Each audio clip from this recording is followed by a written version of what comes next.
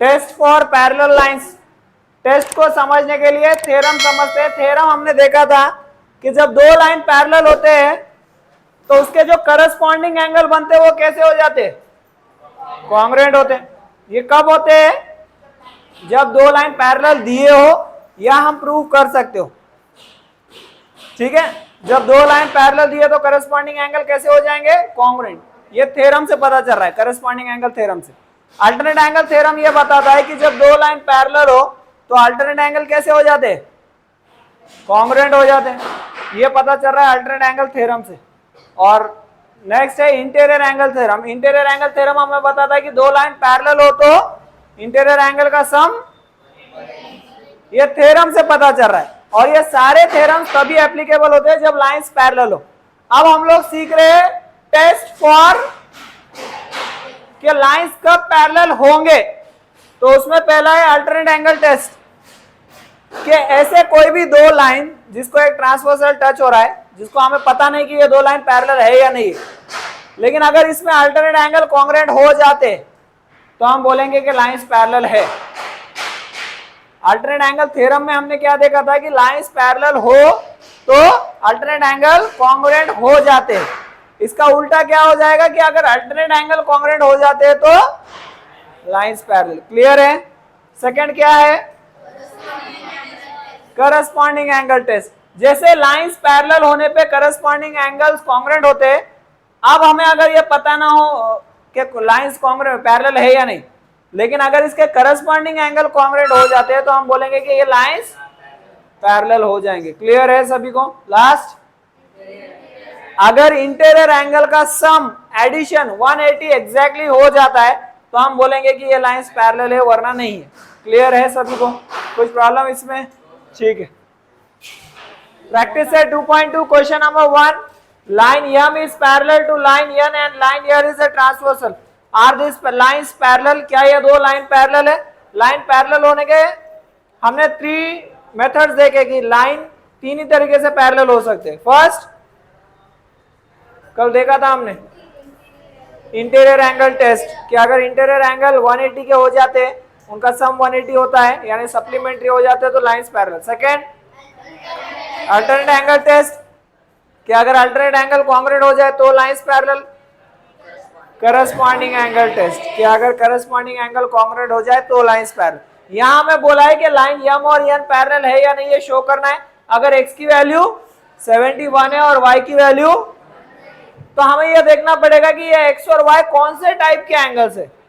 क्या ये अल्टरनेट है, क्या ये करस्पॉन्डिंग है, या ये इंटीरियर है। कौन से है, इंटीरियर। इंटीरियर एंगल का सम 180 होगा तो लाइंस पैरेलल हो जाएंगे। तो देख लेंगे इनका सम 180 होता है या नहीं। Angle x plus angle y, solve कर लो। x की वैल्यू 71, y की 108, कितना हो गया 179। एंगल x प्लस y कितना हो रहा है, ये 180 हो रहा है क्या। तो लाइंस पैरेलल रहेंगे या नहीं, नहीं रहेंगे। कैसे पता चल रहा है, बाय, हाँ वो रीजन लिखना पड़ेगा, by interior angle test line M is not parallel to line N। Clear है सभी को। पैरेलल होते हैं तो सिर्फ ये पैरेलल का सिंबल आता है, पैरेलल नहीं है तो नॉट पैरेलल का सिंबल आएगा। क्लियर है, कोई प्रॉब्लम इसमें। प्रूफ करने के लिए बोला है क्या, हाँ जस्टिफाई यानी जस्टिफिकेशन यानी रीजन के साथ, तो रीजन के साथ लिख दिया, ठीक है। In the given figure, if angle A is congruent to angle B, then prove that line L is parallel to line M। जहां भी प्रूफ करना है वहां पे तीन चीजें कंपलसरी है, वो है गिवन, टू प्रूव और proof. Given, angle A is congruent to angle B। To prove, क्या प्रूव करना है, line L is parallel to line proof. अब जहां प्रूफ बोल दिया गया है वहां प्रूफ करना ही पड़ेगा। लास्ट में आप ऐसा नहीं लिख सकते line L is not parallel to line M, ऐसे नहीं लिखा जा सकता, वो प्रूफ करना ही पड़ेगा। तो A और B को देखो, ये दोनों कॉन्ग्रुएंट है। ये कौन से एंगल्स है, alternate. So angle A is congruent to angle B given दिया हुआ ये by alternate angle test line L is parallel to line. अब वो चाहे अल्टरनेट इंटीरियर हो चाहे अल्टरनेट एक्सटीरियर हो, उसे हम लिखेंगे अल्टरनेट एंगल टेस्ट। तो ये अल्टरनेट एक्सटीरियर एंगल्स है, अगर ये कॉन्ग्रुएंट होते हैं तो लाइंस कैसे हो जाएंगे? पैरेलल। क्लियर है? Question number 3, if B is congruent to A and X is congruent to Y, then prove that line L is parallel to line N। L और N जो एक दूसरे को पैरेलल है ऐसे बताना है। देखो L के साथ N का कोई डायरेक्ट कनेक्शन नहीं है, ये दोनों एंगल कॉन्ग्रुएंट दिया है, तो ये कौन सा एंगल है? जब करस्पॉन्डिंग एंगल कॉन्ग्रुएंट होते हैं तो ये दो पैरेलल हो जाएंगे। ये कौन से एंगल दिख रहे हैं? अल्टरनेट। जब अल्टरनेट एंगल कॉन्ग्रुएंट होते हैं तो यम जो है एन को पैरेलल होगा, यल जो है यम को पैरेलल है और यम जो है एन को पैरेलल है, तो यल और एन भी कैसे हो जाएंगे? समझ में आ रहा है क्या?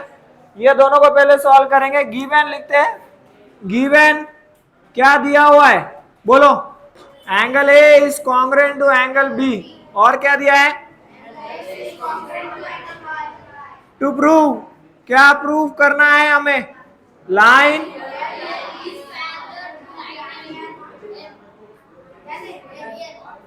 प्रूफ। हाँ, angle B is congruent to angle A by, ये कौन से एंगल दिख रहे हैं अपने को? So by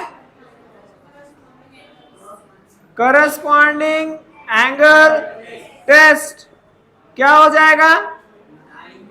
line L is parallel to line M. ये हो गया हमारा इक्वेशन 1। यल और यम को पैरेलल प्रूव नहीं करना है, यल और यन को करना है। दूसरा ये फर्स्ट गिवन हो गया। सेकंड गिवन क्या है? इधर लिख दो गिवन। और क्या है? Angle X is congruent to angle, reason लिखो गिवन।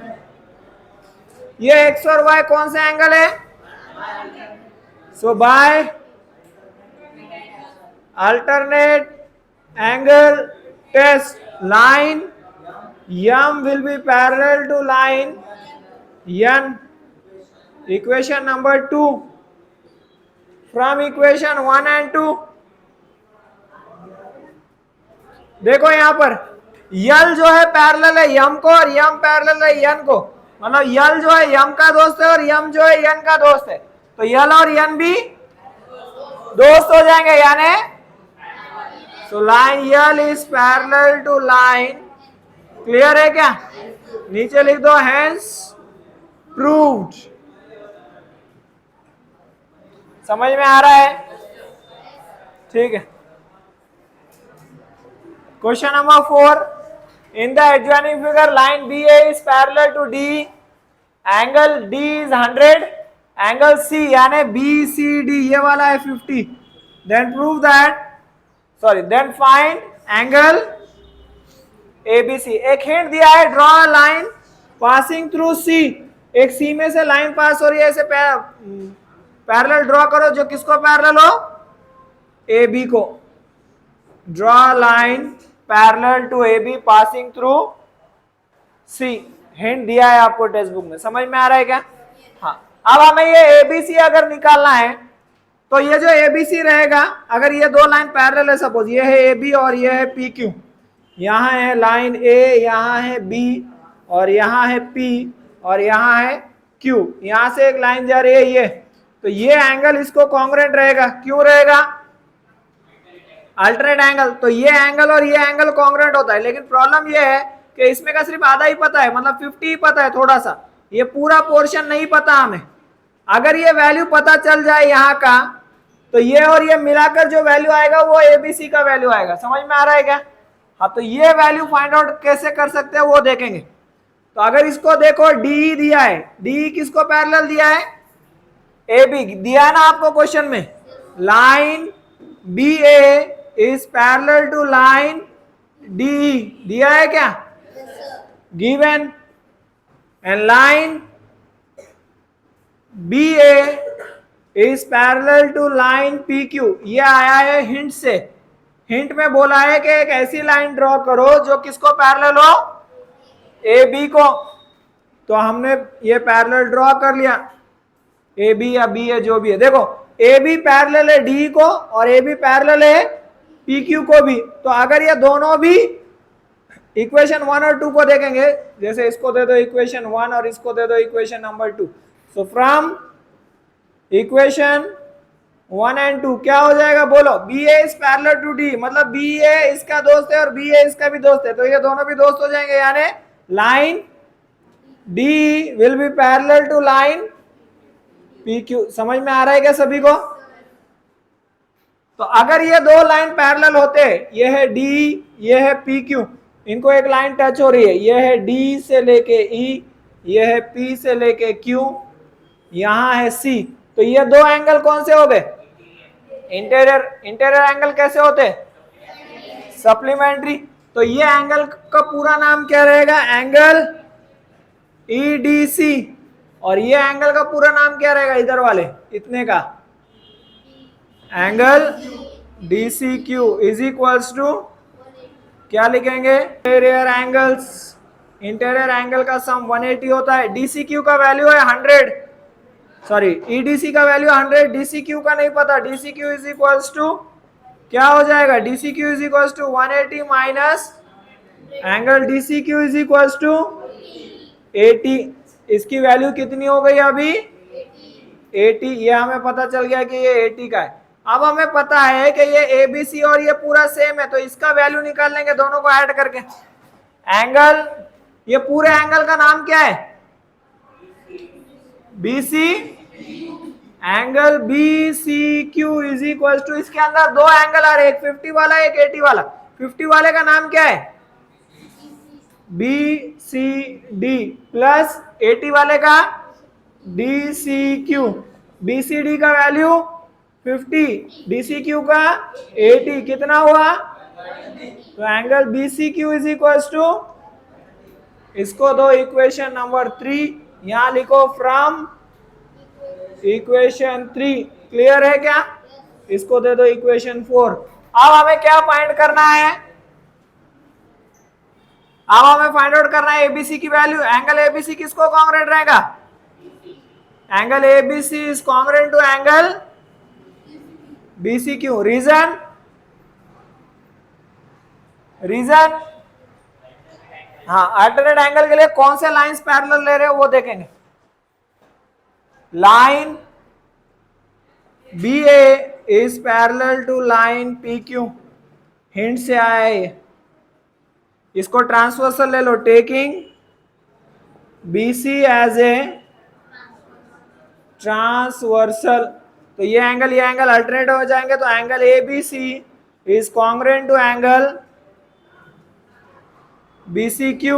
रीजन क्या है, अल्टरनेट एंगल्स। क्लियर है क्या, तो कॉन्ग्रुएंट मतलब इक्वल, तो ABC is equal to BCQ की वैल्यू है कितनी है, तो एंगल ABC की भी वैल्यू कितनी हुई, इसको लिख दो फ्रॉम इक्वेशन 4।